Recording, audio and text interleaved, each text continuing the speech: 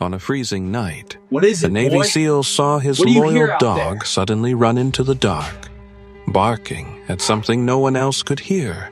When he followed, he found an old man in the snow, Wake up! holding Come on, his wake up. dying dog like it was the last thing he had left in the world.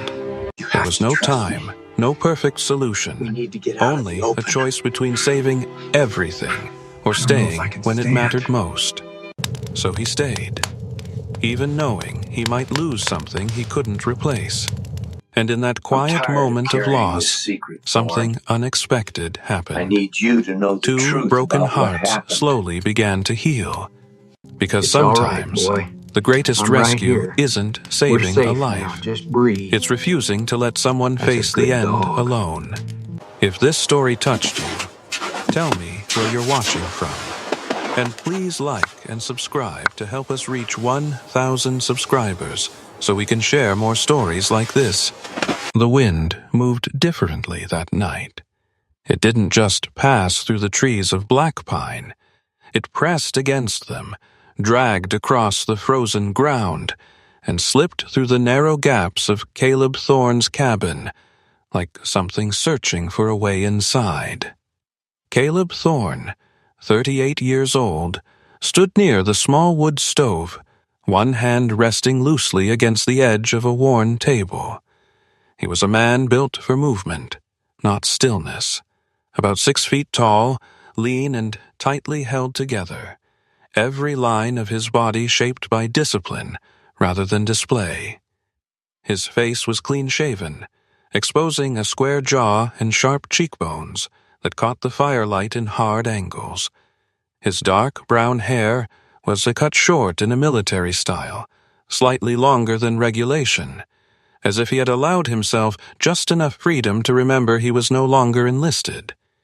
His skin carried the pale tone of someone who lived in the north, weathered by wind and cold, and his gray-blue eyes rarely rested. They measured, calculated, watched. Even here, alone, they did not stop. The cabin was simple. Old timber walls, a single lamp, a chair that had seen too many winters. Outside, the forest stretched for miles, broken only by a frozen lake and the occasional forgotten road. There was no signal out here most nights, no noise except wind, and sometimes memory. Caleb had chosen this place because it was quiet.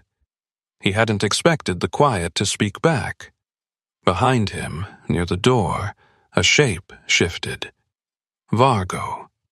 The German shepherd lifted his head before he stood, as if listening to something Caleb couldn't hear yet. 7 years old, built broad and steady, Vargo carried the unmistakable structure of a working dog. Deep chest, strong limbs, a black and tan coat thick enough to resist the cold, but worn slightly at the shoulders from years of service.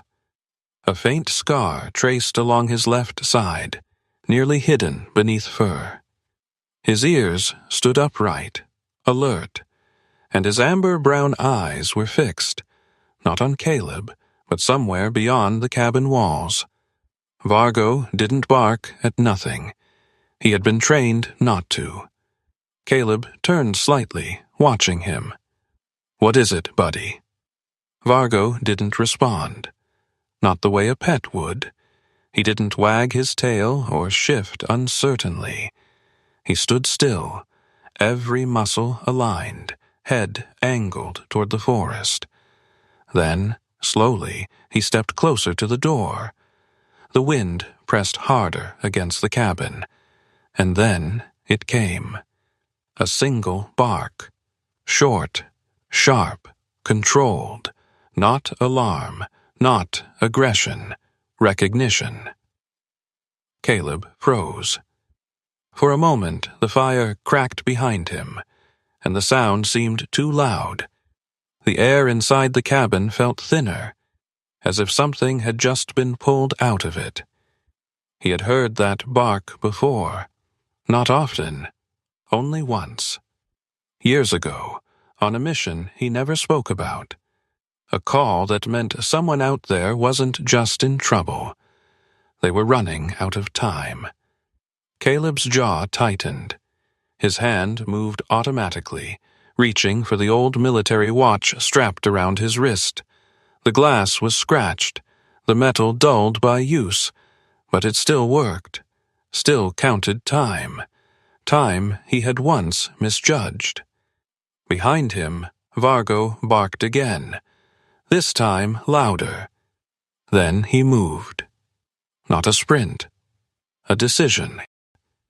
He pushed against the door, waiting for it to open. Caleb didn't move right away. Instead, something else rose, quiet, unwelcome, familiar, a memory.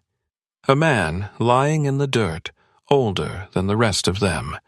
Civilian, breathing shallow.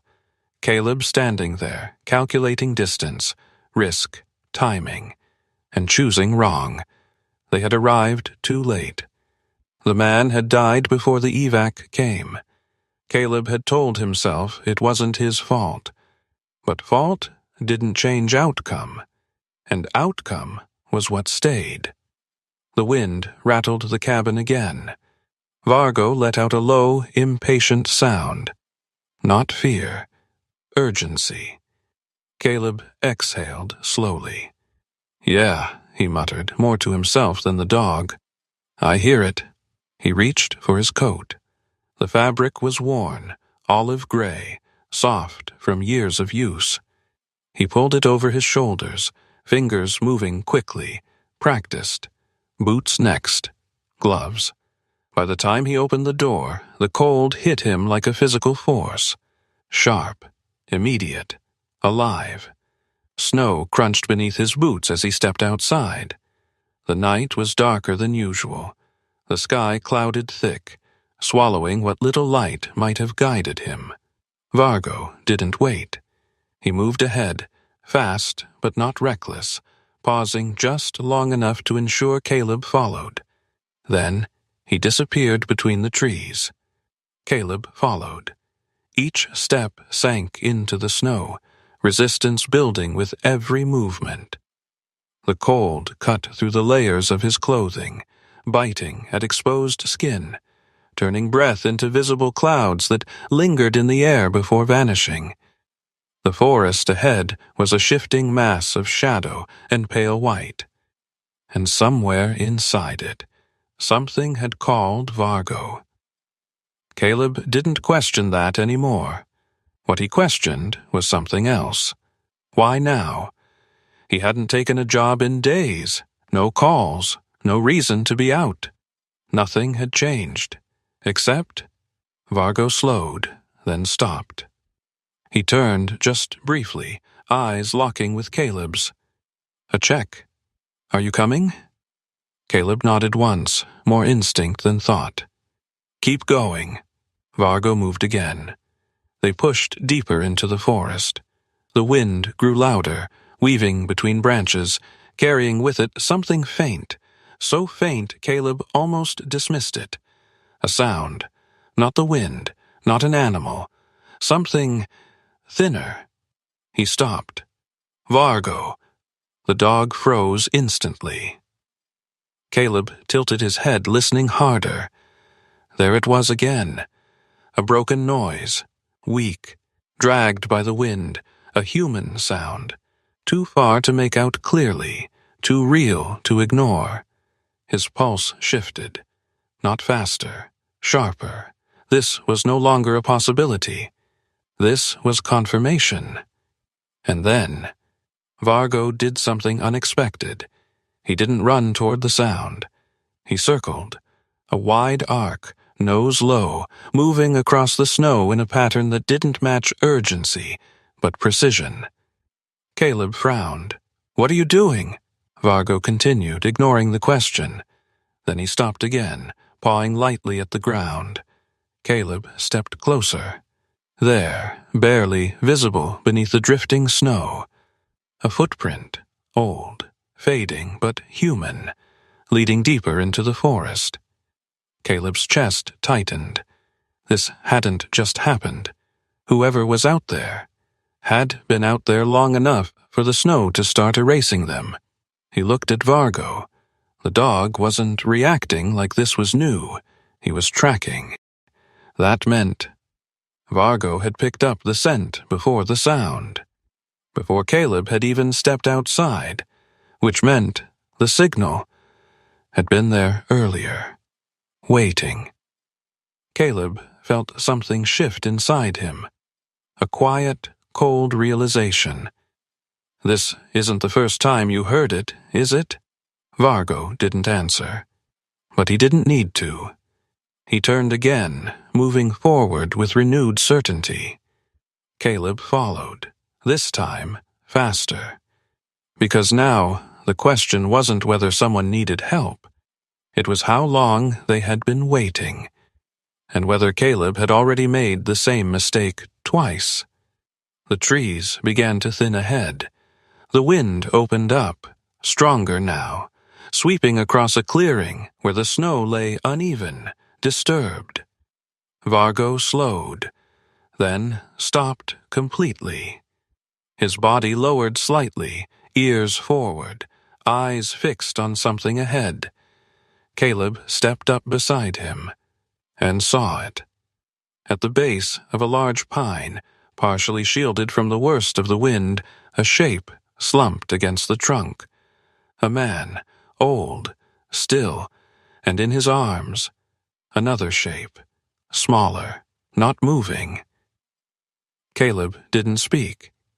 He didn't need to, because in that moment, he knew. He had made it. But the question remained, hanging heavy in the freezing air. Had he made it in time? Or was this just another moment where arrival didn't change the ending? The cold did not wait. It pressed into bone the moment Caleb stepped into the clearing, as if the open space had invited the wind to gather strength and strike harder. Snow drifted sideways in thin, relentless sheets, catching against his coat and melting just enough to seep into the fabric before freezing again. Caleb dropped to one knee beside the old man. Up close, the man looked even smaller than he had from a distance. He was thin in a way that came not just from age, but from years of quiet endurance.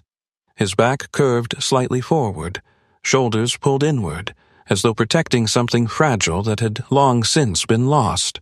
Wisps of gray hair clung to his scalp beneath a worn, knit cap. His face was lined deeply, not only by time but by weather, by solitude, by winters that had no witnesses. His hands trembled, not from panic, but from exhaustion. And yet, those hands did not loosen. They held the dog. The animal lay curled into his chest, its body too still for comfort. It was a German shepherd as well, though time had softened everything about it. Its once strong frame had thinned, ribs faintly visible beneath pale fur that had faded from black and tan into gray at the muzzle and legs. Its ears no longer stood upright. One leaned, the other half-folded. Its eyes, when they opened briefly, were dark and cloudy with age, but still aware, still present. Caleb's gaze shifted between them. "How long have you been out here?" The old man's lips parted slowly. His breath came shallow, uneven. "Started before sunset," he said, his voice brittle, like something that might snap if pushed too hard. Caleb glanced at the sky, though it told him nothing now. The storm had erased any sense of time, but he could measure it in other ways. The stiffness in the man's fingers, the way his coat had frozen along the seams, the shallow rise of his chest. Too long. Caleb leaned closer, his voice steady. "You're not going to make it if we stay here." The old man gave a faint smile, something almost apologetic. "I wasn't planning to stay." His eyes shifted down to the dog. "Just needed to get him there." Caleb followed his gaze. The dog's breathing hitched, uneven, like a rhythm that had lost its pattern. "What's his name?" Caleb asked. "Bruno." The name lingered in the air for a moment, fragile but anchored. Vargo moved then. He stepped forward with deliberate care, lowering his head, his posture controlled. There was no dominance in him now, no assertion, only presence. He approached Bruno slowly, nose extending just enough to catch the scent, then paused. Bruno's eyes opened again. They settled on Vargo. No growl, no tension, just recognition. Caleb noticed it.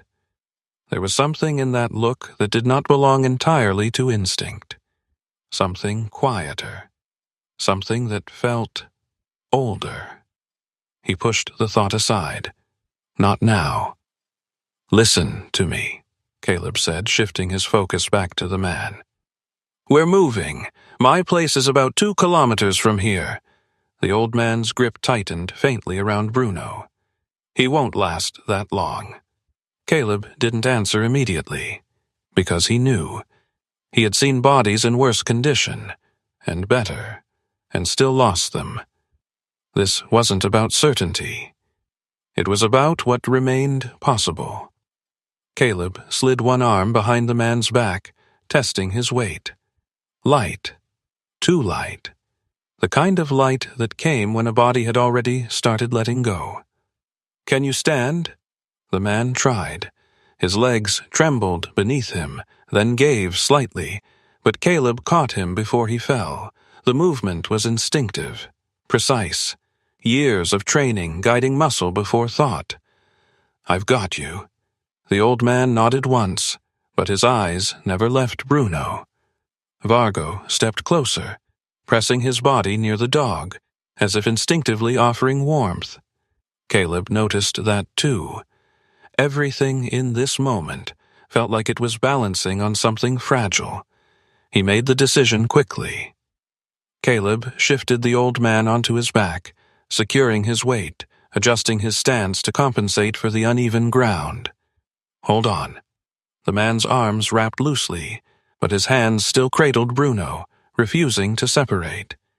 Caleb didn't argue. He turned and began walking. The first steps were the hardest. Snow resisted. The wind pushed back.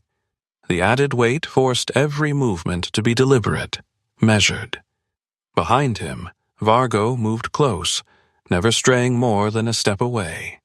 His ears flicked constantly, tracking sound, scanning for threats, but his attention returned again and again to Bruno. The forest seemed longer now. The path they had taken in felt unfamiliar, distorted by darkness and shifting snow. Caleb adjusted his pace. Too fast, and the old man might go into shock.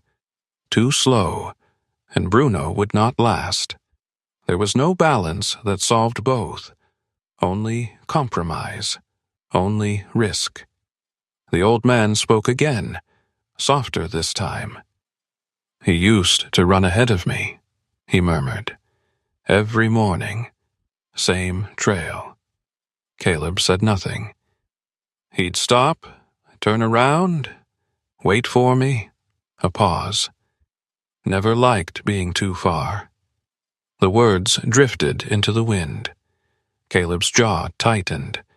He had known men like that. Men who stayed just close enough to make sure no one got left behind. Men who trusted timing, and timing had betrayed them.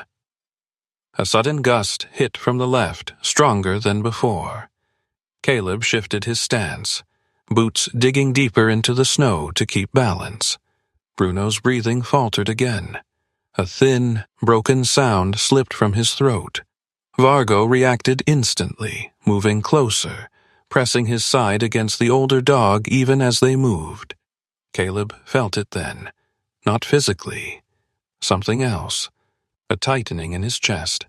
A familiar calculation beginning to form. Distance, time, condition, outcome. He knew this equation. He had solved it before, and every time it had cost something. They moved forward, step by step, until Vargo stopped abruptly. Caleb nearly stumbled as the dog blocked his path. "What is it?" Vargo didn't bark.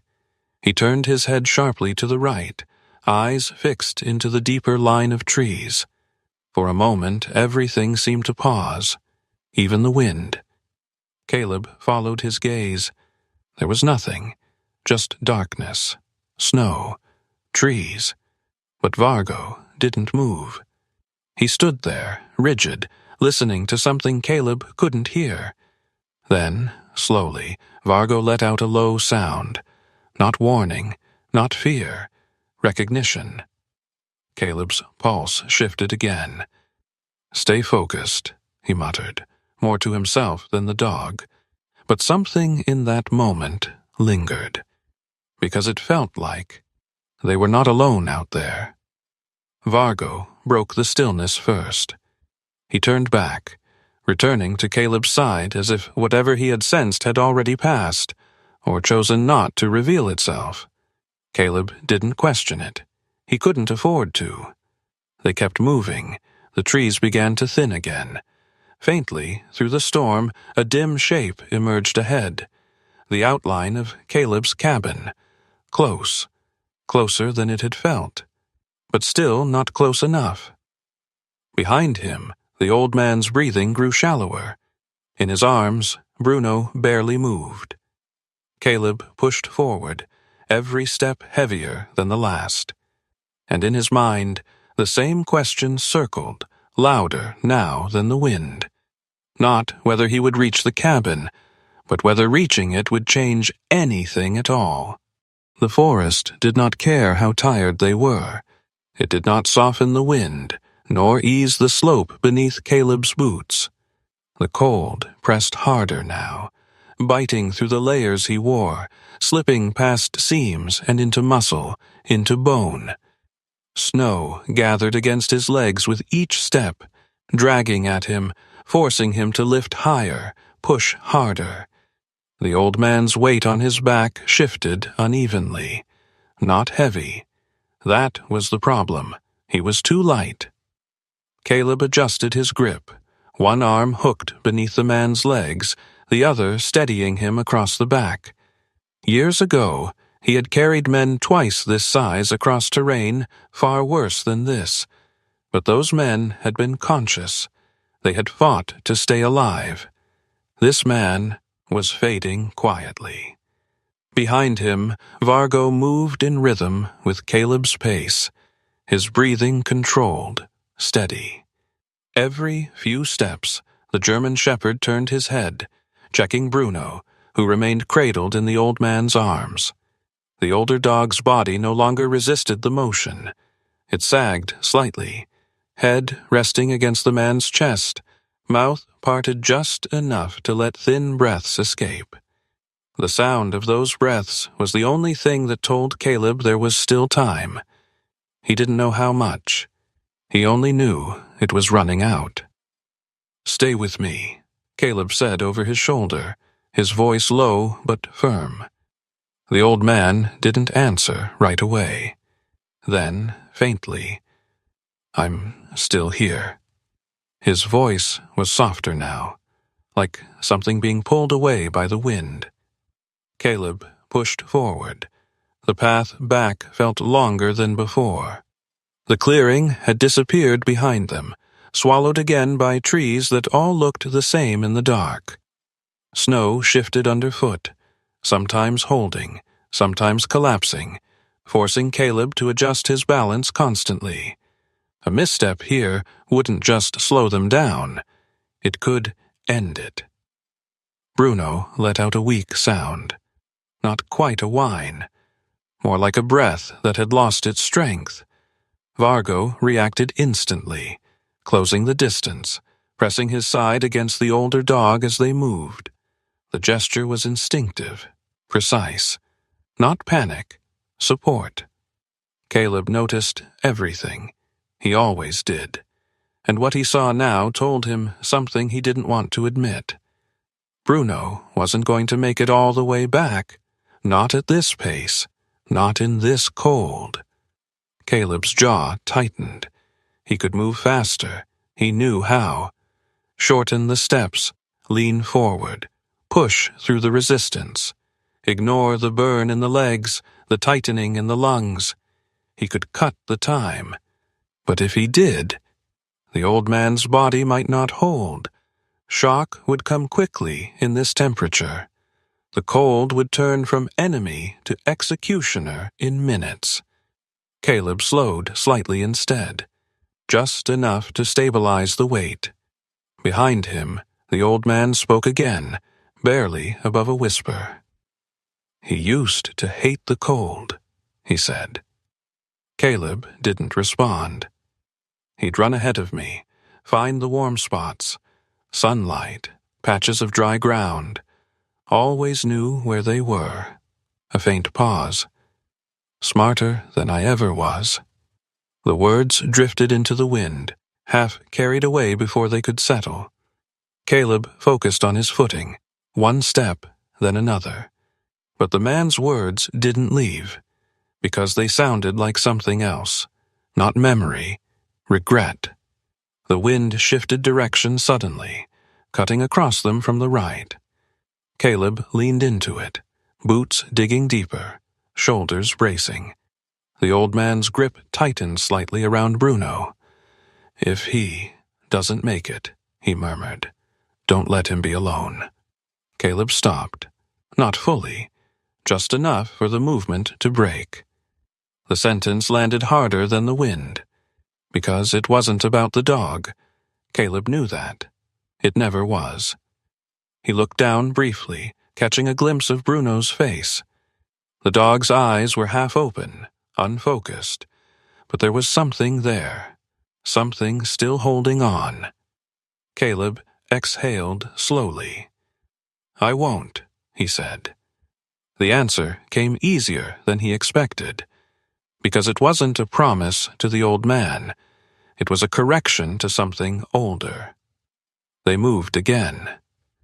The forest grew denser for a stretch, branches hanging low, catching snow, forcing Caleb to angle his path. Each adjustment cost time. Each second felt heavier now, measured not in minutes, but in breaths. Bruno's breathing changed, shorter, less frequent. Caleb felt it before he heard it. A subtle shift. The kind that came just before something stopped. Vargo let out a low sound, almost a vibration, his body pressing closer again. Caleb's pace faltered, just for a second. And in that second, the memory came back, clearer this time. A man lying on cold ground. Caleb kneeling beside him, doing the same calculations, making the same choice, and hearing the same sound, the one that comes right before silence. Caleb's chest tightened, not from the cold, from recognition. He was here again, different forest, different life, same decision, and no answer that didn't cost something. He adjusted his grip, shifted his weight, and then he stopped, not because he wanted to, because he had to. The old man stirred weakly. "Why did we stop?" Caleb didn't answer immediately. Instead, he lowered himself carefully to one knee, easing the man down just enough to adjust his hold on Bruno.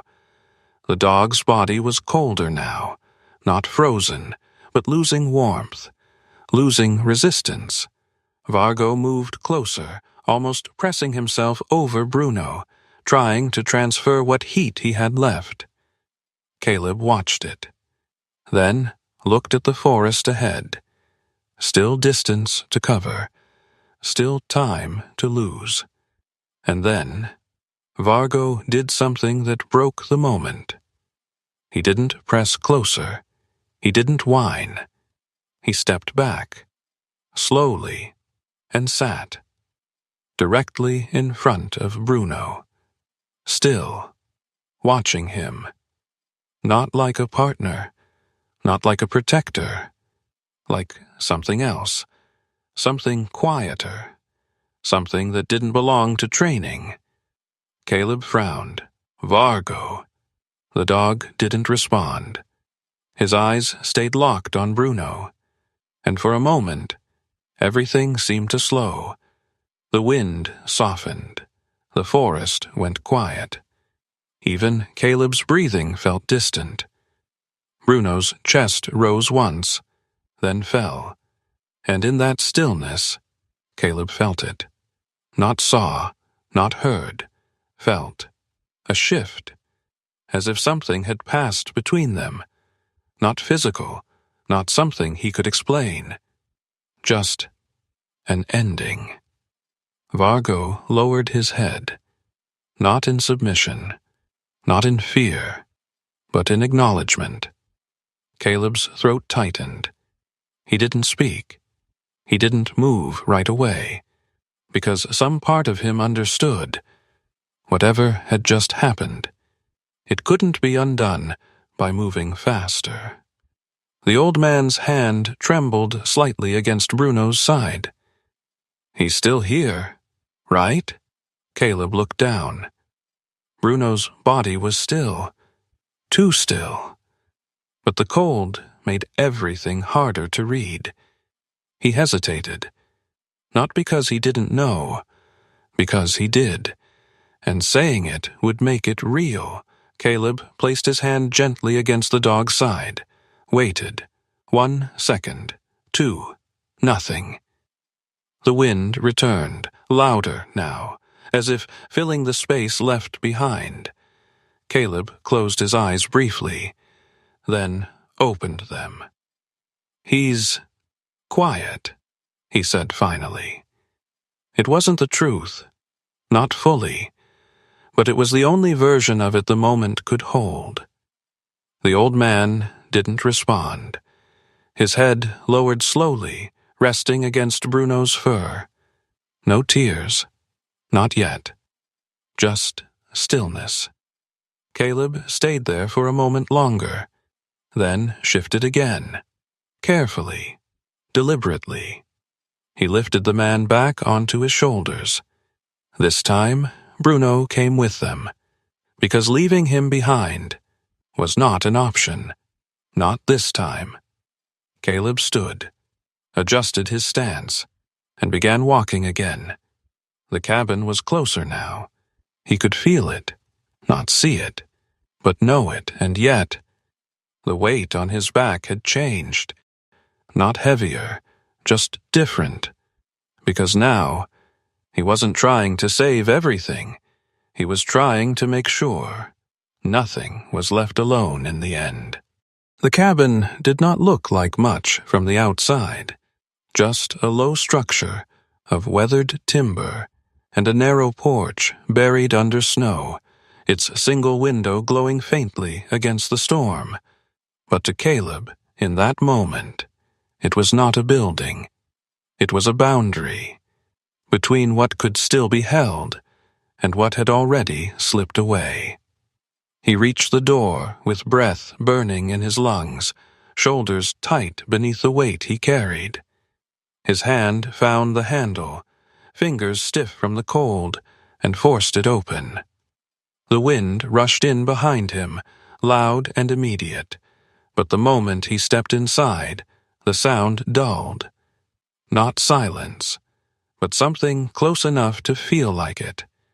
Caleb shut the door with his heel, sealing the cold outside as best he could. The warmth inside the cabin was not strong, but it was alive. The fire in the stove had burned low, embers glowing faintly beneath a thin layer of ash. It would be enough if he moved fast. He lowered the old man carefully onto the couch, guiding his shoulders down, adjusting the blanket beneath him so the worn fabric didn't press directly against frozen skin. "Stay with me," Caleb said quietly. The old man nodded once, though his eyes were already unfocused, drifting somewhere between awareness and exhaustion. Bruno lay in his arms, still. Caleb did not look at him immediately. Instead, he moved. Training took over first. Wood into the stove. Air opened. Flames coaxed back to life. The small cabin shifted with it, shadows flickering against the walls as heat slowly returned. Caleb grabbed a thick blanket from the chair, wrapping it around the old man's shoulders, then another, tucking it around his legs. His hands worked steadily. Precise. Controlled. Because if he slowed down long enough to think, he might stop. Behind him, Vargo entered without sound.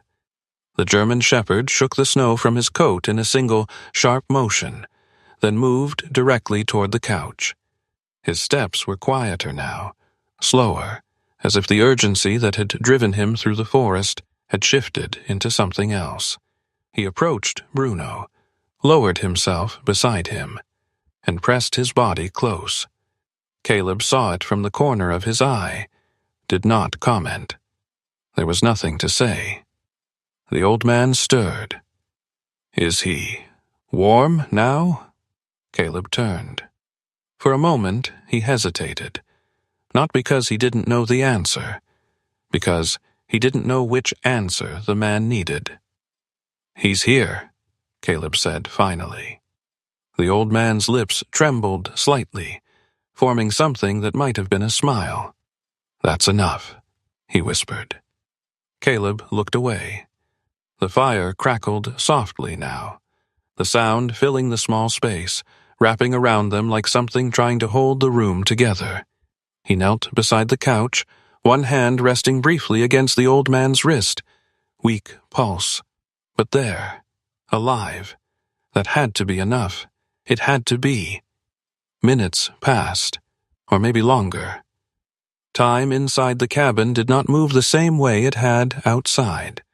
The storm continued beyond the walls, but here, everything slowed, softened, as if the world had narrowed to just this space, this moment. Caleb finally allowed himself to look down at Bruno. The dog's body had settled fully now, the tension gone, the effort no longer present. Age showed more clearly in stillness. Every line, every faded patch of fur, every sign of a life that had stretched long enough to reach this point. He had not made it, not fully. Caleb exhaled slowly. Across from him, the old man reached out, his hand finding Bruno's head with a familiarity that did not need sight. He hated sleeping alone, he murmured. His fingers moved gently through the dog's fur, slow, repetitive, as if the motion itself could delay something already finished. Even when he was young, always had to be close. Caleb leaned back slightly, resting his weight against the edge of the table. Something in his chest felt tight, not sharp, not sudden, just present. He had seen death before, too many times to count, but this was different. Because nothing had been taken. Nothing had been stolen. It had simply ended. And that kind of ending left no enemy to fight, no one to blame. Only the quiet space where something used to be. The old man's voice came again, barely audible. I thought, if I kept moving, he'd stay with me longer. Caleb looked up. The words settled between them, heavier than anything that had been said before. I kept thinking, just a little farther. His hand paused in Bruno's fur. I didn't want him to stop out there.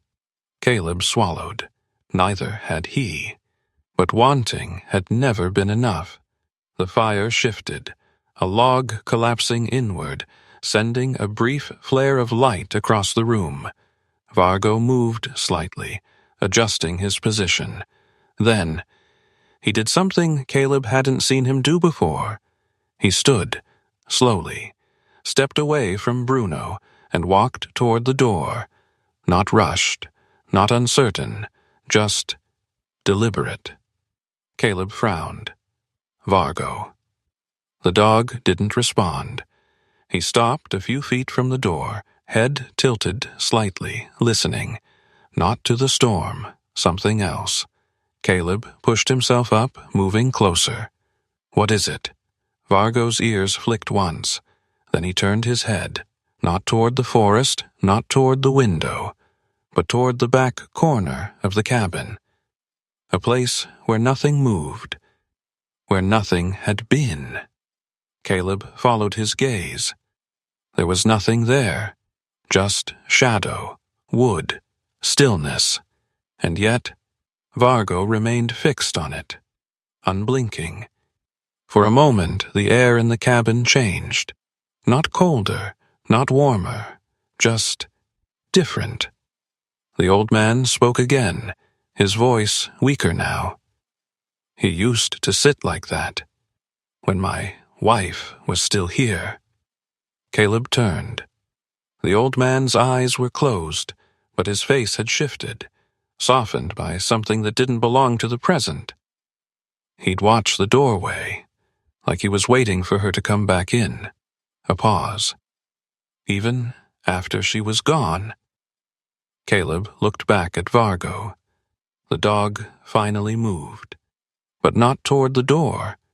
He turned, walked back, and lay down again beside Bruno, as if whatever he had been waiting for had already passed. Caleb said nothing, because there were no words that fit that moment without breaking it. The old man's hand tightened slightly around Bruno's fur, then loosened. His breathing slowed, not dangerously, just tired. Caleb stepped closer again, pulling another blanket over him, adjusting it carefully around his shoulders. "You need to rest," Caleb said. The old man nodded faintly. "I will." A long silence followed. The fire burned steadier now, the cabin warming gradually, the storm outside beginning to lose its edge. Caleb remained where he was, watching. Not because there was something left to fix, but because leaving, even for a moment, felt wrong. After a while, the old man spoke one last time, his voice barely more than a breath. "You brought us home." Caleb didn't answer right away, because he wasn't sure that was true, not in the way the man meant it, but he nodded anyway. "Yeah." The old man's lips curved slightly. Then he went quiet, not gone, just resting. Vargo remained still. Bruno remained still. And Caleb stood between them, in a room that held both warmth and loss, both survival and ending. He had made a choice. He had stayed. And even then, he had not been able to hold everything together. Caleb looked down at his hands, the same hands that had carried men out of danger, the same hands that had failed before, and now, the same hands that had chosen to stop running. The fire crackled, the wind softened, and in the quiet that followed, Caleb understood something he had spent years avoiding. Not every mission ends with someone walking away, but sometimes the only thing still within reach is making sure no one has to face the end alone. Morning did not arrive all at once. It came slowly, as if the world itself was unsure whether it was safe to begin again. The storm had passed in the night, leaving behind a silence that felt heavier than the wind ever had. Snow lay thick and undisturbed beyond the cabin windows, covering every trace of the struggle that had taken place only hours before. The forest stood still, branches bowed under the weight, as though even the trees were resting. Inside, the fire had settled into a steady burn. Warmth held the room together, but it did not reach everything. Caleb stood near the small table, a mug of untouched coffee cooling in his hand. His posture was the same as always, upright, controlled, deliberate, But there was a stillness in him now that hadn't been there before. Not calm. Something else. His gray-blue eyes shifted toward the couch. Harold Finch had not moved much since the night before. The old man sat upright, though not by strength. His body leaned slightly forward, shoulders rounded, hands resting loosely in his lap. The blankets Caleb had wrapped around him were still in place, but they looked less like protection now, and more like something he hadn't noticed was there. His face had changed, not physically, but in a way Caleb recognized. The absence of something. The kind that didn't come from the cold. It came from losing the one thing that made enduring the cold worth it. Harold's eyes were open, but they were not focused on anything inside the room. They were fixed on the door, as if waiting or expecting something that would not return. Vargo lay at his feet. The German shepherd had not left his side since they had come inside. His large frame rested close enough that Harold's boots touched his flank, a quiet, constant presence. His ears were relaxed now, but his eyes were not. They moved occasionally, tracking small shifts, adjusting to the rhythm of the room, but more often they rested on Harold, watching, waiting. Caleb set the mug down. It made a soft sound against the table. No reaction. "Harold," Caleb said. The name hung in the air for a moment. No response. Caleb stepped closer. "You need to drink something." Still nothing. Not resistance, not refusal, just absence. Caleb crouched slightly, bringing himself closer to the man's level. "Your body's still recovering," he said, voice low, steady. "If you don't eat or drink, you're going to go right back out there." Harold blinked, slowly, but his gaze didn't shift. "I already did," he said. The words were quiet, almost thoughtful, as if he were stating a fact that didn't require explanation. Caleb felt something tighten in his chest, because he understood what the man meant, and because he had said something like it himself once, a long time ago. He straightened again, moved toward the small counter, picked up the kettle. Busy hands, controlled movement. It was easier that way. Behind him, Vargo shifted. Not much, just enough to adjust his position, to press slightly closer, as if the space between them mattered. A knock came at the door. Not loud, but firm. Caleb turned immediately. His body reacted before his mind caught up, attention sharpening, posture aligning, eyes narrowing just enough to assess. The cabin was isolated. No one came out here without reason. He moved toward the door, opening it just enough to see. A woman stood outside. Late 60s, maybe early 60s at first glance, though the way she carried herself made age feel like a secondary detail. She had a practical build, not frail, not heavy. Someone who had spent her life working with her hands rather than avoiding it. Her hair was a muted gray, pulled back into a loose knot, strands escaping around her temples. Her face was lined, but not worn down. There was clarity in her expression, a directness that suggested she was used to seeing things as they were, not as people wanted them to be. She wore a navy winter coat, thick but functional, a medical bag slung over one shoulder. "Martha Keene," she said before Caleb could ask. "You called." Her voice was steady, not overly warm, but not cold either, professional. Caleb stepped aside. "Yeah, come in." She entered without hesitation, boots stamping lightly against the floor to shake off the snow. Her eyes moved quickly through the room, taking in the layout, the fire, the couch, and Harold. She didn't rush, didn't speak immediately. She approached him with a calm that came from experience, setting her bag down beside the couch. "Harold," she said gently, kneeling slightly to meet his line of sight. "You remember me?" There was a pause. Then, a flicker. Small, but there. Harold's eyes shifted. Not fully, just enough. "Martha," he murmured. Her lips curved faintly. That's right. She worked efficiently after that. Hands steady, movements precise, checking his pulse, his temperature, the responsiveness in his eyes. She didn't ask too many questions. She didn't need to. Everything she needed was already there.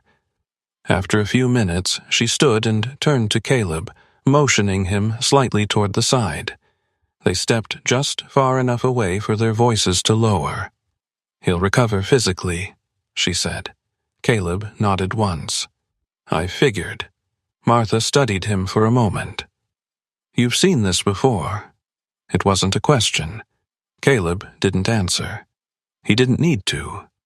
She continued. "What concerns me isn't his body." Her eyes shifted briefly toward Harold. "It's what's left after the body catches up." Caleb followed her gaze. Harold hadn't moved, still facing the door, still waiting. Martha lowered her voice further. "He didn't just lose the dog." Caleb's jaw tightened. "I know." Martha shook her head slightly. "No," she said. "You understand the words, but you're not looking at it the way he is." She paused, then spoke more softly. "That dog wasn't just company." Her eyes returned to Caleb. It was structure, routine, purpose, someone who needed him. A small silence settled between them. "When that's gone," she continued, "people don't always know how to stay." Caleb looked back at Harold. Something shifted again, subtle, but enough. Because now, he wasn't just seeing a man sitting still. He was seeing someone slipping, not physically. Something else. Behind them, Vargo moved again. This time he stood, walked slowly around Harold, then stopped directly in front of him. Close, closer than before. Harold didn't react, didn't look down, didn't acknowledge him. Vargo lowered his head, then, gently, he placed his chin against Harold's knee, still. Caleb watched. Martha did too. Neither spoke, because something in that moment didn't belong to interruption. Time stretched. Quiet filled the room. And then, Harold's hand moved, barely, just enough, fingers brushing lightly against Vargo's fur, not a full motion, not intentional, but not nothing. Martha exhaled softly. "There," she said under her breath. Caleb didn't look away, because, for the first time since morning, there had been a response, small, fragile, but real. Martha stepped back. "He's not gone," she said quietly. "But he's closer to leaving than he should be." Caleb nodded. "What do I do?" Martha met his eyes. "You don't fix it." A pause. "You stay."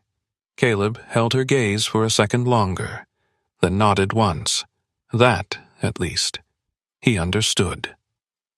Martha gathered her things a few minutes later. She moved toward the door, pausing just long enough to glance back. "People think survival is about getting through the night," she said. Her eyes flicked toward Harold. "It's not." She opened the door. "It's about what makes you stay when morning comes." Then she stepped outside, pulling the cold in briefly before the door closed again. Silence returned, but it felt different now, less empty. Caleb turned back. Harold still sat where he had been, but his hand remained resting lightly against Vargo. and Vargo did not move. The days did not change all at once. They shifted quietly, like snow melting beneath sunlight that no one noticed at first. By the third morning after the storm, the sky above Blackpine had cleared into a pale, steady blue, the kind of sky that looked calm, but still held the cold beneath it. Frost clung to the edges of the cabin windows, and the forest beyond remained silent, as if it had not yet decided whether winter was truly over. Inside, routine had begun to take shape, not deliberately, not planned, but necessary. Caleb moved through the cabin with a rhythm that felt different from before, less about survival, more about maintenance. He brewed coffee he barely drank, checked the fire even when it didn't need tending, watched without making it obvious. Harold had started to move again. Not much, but enough. He walked from the couch to the window once that morning. Slow steps, careful, like someone relearning something they had once done without thinking. His shoulders remained slightly curved, his gaze still drawn outward, but there was a difference now. He wasn't just looking at the door anymore. He was looking beyond it. Vargo followed him everywhere, not close enough to crowd, just close enough to matter. The German Shepherd had taken on a new stillness, one that went beyond training. He no longer scanned the room with alert precision. Instead, he watched Harold with a patience that felt intentional, like he understood something Caleb was only beginning to grasp. Caleb noticed it every morning, because every morning, Vargo stood at the door, waiting, not restless, not pacing, just standing there, as if expecting something. Caleb had ignored it the first day. By the second, he understood. By the third, he stopped pretending he didn't. "All right," Caleb muttered, pulling on his boots. "I get it." Vargo didn't react. He didn't need to. Caleb grabbed his coat, glancing briefly at Harold. "I'll be back in a bit," he said. Harold didn't answer, but his eyes shifted, just slightly, following Caleb to the door. That was enough. Outside, the cold felt different now, less violent, still sharp, still biting, but no longer desperate. The path to Harold's place had begun to show itself again beneath the snow, faint tracks, uneven, leading through the trees toward a small clearing that Caleb had not noticed before that night. Now it was obvious, because now he was looking for it. Harold's home sat at the edge of that clearing, a small wooden structure, older than Caleb had expected, the kind of place built by hand, not by design. The roof sagged slightly on one side, the boards worn but intact, the windows clouded by years of weather and neglect. It didn't look abandoned, but it didn't look maintained either. It looked paused. Caleb approached slowly, taking in the details. A broken section of fence, tools left where they had last been used, a small patch of ground near the side of the house, partially buried beneath snow, where something had once been tended. Flowers, maybe. Vargo moved ahead, stopping near that patch. He sniffed the ground once, then sat. Caleb frowned slightly. "You remember this place?" Vargo didn't look back, but he didn't move either. Caleb stepped closer, brushing snow aside with his boot. Beneath it, dark soil, and the faint outline of something arranged deliberately. Not wild growth, planted. He glanced toward the house again, then back at the ground. "This mattered to him," Caleb said quietly. Vargo remained still, as if that had already been understood. The burial came first. Caleb didn't ask. Harold didn't instruct. But when they returned that afternoon, Harold stepped outside on his own, walking slowly but with purpose toward the base of a large tree near the edge of the clearing. "That's where she used to sit," he said. His voice was thin, but clearer than before. Caleb nodded once. All right. They worked in silence. The ground was still partially frozen, but not impossible. Caleb handled most of the digging, his movements efficient, controlled. Harold knelt when he could, brushing away loose soil with trembling hands, his focus unwavering. Bruno was placed carefully, wrapped, not as something being buried, but as something being returned. Harold rested his hand on the earth after it was done. No words, no ceremony, just presence. Vargo stood nearby, watching. When they were finished, Harold didn't leave right away. He stayed there, longer than necessary. Caleb didn't interrupt, because some things didn't need to be shortened. The days that followed settled into a quiet pattern. Caleb came every morning, not because he had to, because he didn't know how not to. They repaired the fence first. The wood was old but usable. Caleb reinforced the weaker sections, replaced what couldn't be saved. Harold worked beside him when he could, handing tools, steadying boards, doing what his strength allowed. They spoke occasionally, not about the past, not about loss, just small things, weather, wood, time. It was enough. The garden came next. What had once been a defined space had blurred into the surrounding ground. Snow had flattened everything, leaving only faint shapes beneath. Caleb cleared it, carefully, piece by piece. Harold watched at first. Then, one afternoon, he stepped forward. "Not like that," he said. Caleb paused. Harold pointed, his hand unsteady but certain.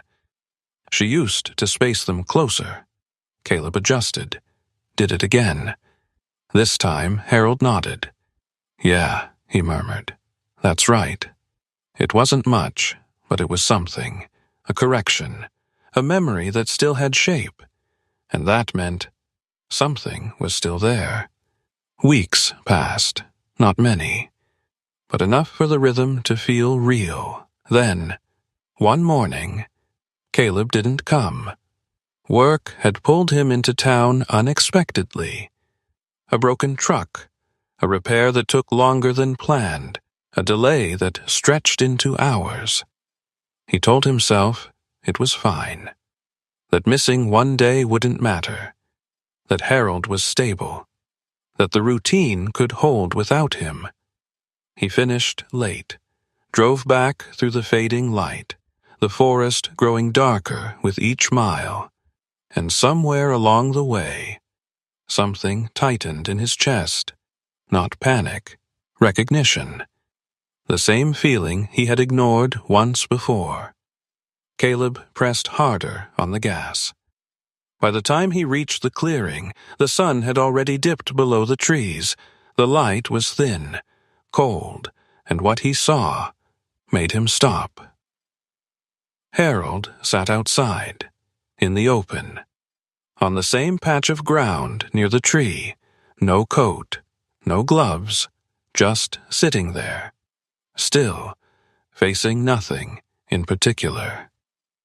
Vargo stood a few feet away, not beside him, not touching him, watching. Caleb moved fast. "Harold!" No response. He reached him in seconds, dropping to one knee, grabbing the man's shoulders. "You can't be out here like this." Harold's skin was cold, not dangerously yet, but close. His eyes shifted slowly toward Caleb, not surprised, not confused, just present. "I was waiting," he said. Caleb's grip tightened. For what? Harold didn't answer right away. His gaze drifted slightly, toward the tree, then back. I thought, if I sat here long enough, a pause. It might be easier. Caleb felt it then. Not fear, not anger, something else. A line, being crossed, not by the cold, but by choice. He exhaled sharply. No. The word came out harder than he expected. Harold blinked. Caleb leaned closer. You don't get to do that, he said. His voice was low, controlled, but there was something beneath it now. Not command, not authority, something personal. You don't get to sit out here and wait for it to end like that. Harold looked at him. Really looked this time. And for a moment, there was something behind his eyes, not absence, something closer to pain. Caleb shifted, pulling his coat off, wrapping it around the older man's shoulders. You're coming inside. Harold didn't resist, but he didn't help either. Caleb lifted him carefully, supporting his weight, guiding him back toward the house. Vargo moved with them this time, closer than before, the distance gone, as if something had changed. Inside, the warmth returned slowly. Caleb sat Harold down, moving quickly but steadily, restoring heat, restoring space, and as he worked, he understood something clearly. This wasn't about fixing what had been lost. That part was over. This was about not losing anything else. Spring did not arrive with color. Not at first. It came in smaller, quieter ways, the kind that could be missed if no one was paying attention. The snow didn't disappear all at once. It softened, sank into itself. Edges that had once been sharp and unbroken turned uneven, revealing dark patches of earth beneath. The air shifted too. Still cold in the mornings, still biting at exposed skin, but no longer hostile. It no longer felt like something trying to push everything out. It felt like something making room. Caleb noticed it before he admitted it. He stood outside the cabin one morning, watching the way the frost clung less stubbornly to the wood, the way the trees seemed to hold less weight in their branches. His hands rested loosely at his sides, no longer clenched the way they had been for so long. Behind him, the door creaked open. Harold stepped out slowly. He moved with care, still mindful of balance, but the hesitation that had once marked every step had lessened. His frame was still thin, still marked by age and weather, but there was more presence in him now. His shoulders were not as collapsed inward. His gaze, though still quiet, no longer drifted without anchor. He wore the same coat, but it sat differently on him, not like armor, like something chosen. Vargo followed just behind him, the large German shepherd stepping out into the morning light with a measured calm. His coat had begun to shed its winter thickness, the dark saddle along his back more defined now against the warmer tones beneath. He moved easily, but his attention remained what it had always been, deliberate, aware, but no longer tense. Caleb glanced at them both. Warmer today, he said. Harold nodded. Feels different. That was all, but it was enough. They walked the short distance to the garden. It was no longer buried, not entirely. Small patches of green had begun to show through the soil Caleb had turned weeks before. The structure of the space had returned. Rows, borders, intention. What had once been lost beneath snow and neglect now carried the outline of something alive again. Harold moved toward it slowly, stopping near the center. He looked down, not searching, recognizing. She used to start here, he said quietly. Every spring. Caleb stepped back slightly, giving him space. What did she plant? Harold's lips curved faintly. Things that didn't rush. Caleb tilted his head. Like what? Lavender. Late roses. Things that take time. He crouched carefully, his hands hovering over the soil before lowering, fingers brushing lightly across the surface. They don't bloom right away, he continued. But when they do, they stay longer. Caleb watched him. There was no strain in the movement, no forced effort, just memory guiding action. Vargo lay down nearby, stretching out along the edge of the garden, his head resting on his paws. His eyes tracked Harold for a moment, then shifted outward, scanning the tree line. Not searching, just aware. Time moved differently now. Not slow, not fast, just steady. They worked together that afternoon.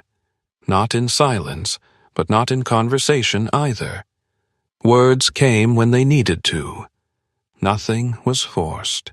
Nothing was filled just to avoid quiet. Caleb repaired a loose section of the fence, while Harold adjusted the spacing in the soil, his movements more certain now, more deliberate. He corrected Caleb once or twice, small gestures, slight shifts in placement.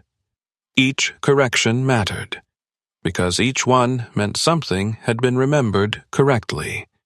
Later, they sat. The sun hung lower in the sky, casting long shadows across the clearing. The air had warmed just enough to make stillness comfortable.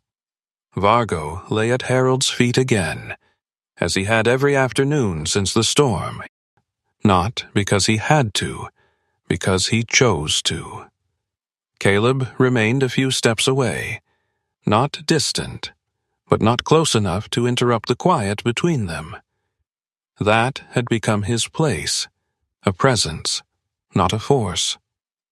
Harold's hand rested lightly on Vargo's head. The motion was absent-minded at first, fingers moving through the dog's fur without focus. Then it slowed, stopped, and pressed slightly more firmly. He didn't like strangers, Harold said. Caleb looked up. Bruno? Harold nodded. He'd circle them first, always kept a little distance. A pause. Except when he knew. Caleb shifted his weight. Knew what? Harold's eyes didn't leave Vargo. Knew who to trust. The words settled into the air between them, not heavy, but not light either. Caleb glanced at Vargo. The dog didn't move, didn't react, just remained where he was, as if the statement didn't require acknowledgement. Harold's hand moved again, slower now. He would have liked you, he added.